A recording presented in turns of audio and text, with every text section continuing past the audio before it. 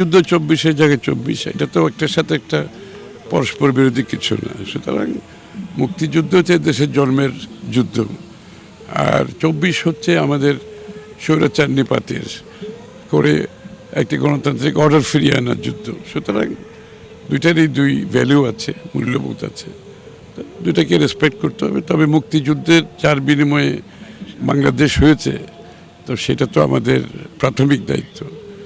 দেশ হওয়ার পরে অনেক সমস্যা আমরা অতিক্রম করেছি, অনেকগুলো প্রতিবাদ হয়েছে, বিপ্লব হয়েছে, আন্দোলন হয়েছে, মানুষ জীবন দিয়েছে, সবাইকে মাথায় রাখতে হবে, কাউকে তো বাদ দেওয়া যাবে না। এখানে যারাই দেশের জন্য জীবন দিয়েছে, জনগণের জন্য জীবন দিয়েছে, বাংলাদেশের স্বাধীনতার জন্য দিয়েছে, গণতন্ত্রের জন্য যারা আপসহীনভাবে লড়েছে, তার মধ্যে বিএনপি হচ্ছে অন্যতম।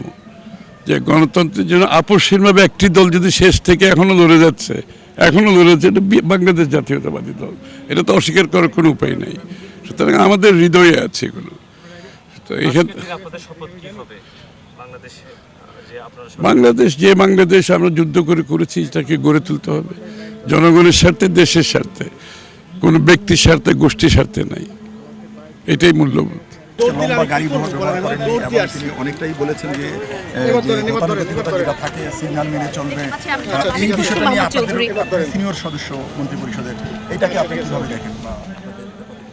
না, এগুলো তো শুনেন, এই যে একটা বৃহৎ গভর্নমেন্টকে ব্যবহার করে দেশের সম্পদ নষ্ট, অপচয় এবং জনগণের দুর্ভোগ, এই যে প্রধানমন্ত্রী যাওয়ার সময় রাস্তাঘাট বন্ধ করে দেওয়া একটা লম্বা বহর, এগুলো একদিকে দেশের রাজস্ব ব্যয়ের একটা বড় অংশ হয়ে যাচ্ছে আস্তে আস্তে ক্রমান্বয়ে, অন্যদিকে জনগণের জন্য এটা একটা ভোগান্তি হয়ে যাচ্ছে।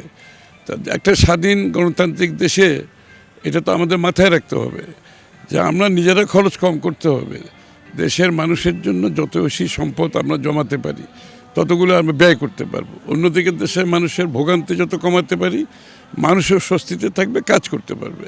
এই জন্যই তো স্বাধীনতা, এই জন্যই মুক্তিযুদ্ধ। একটা মুক্ত পরিবেশে সবার জন্য একটা সম্মানজনক অবস্থানে থাকতে হবে।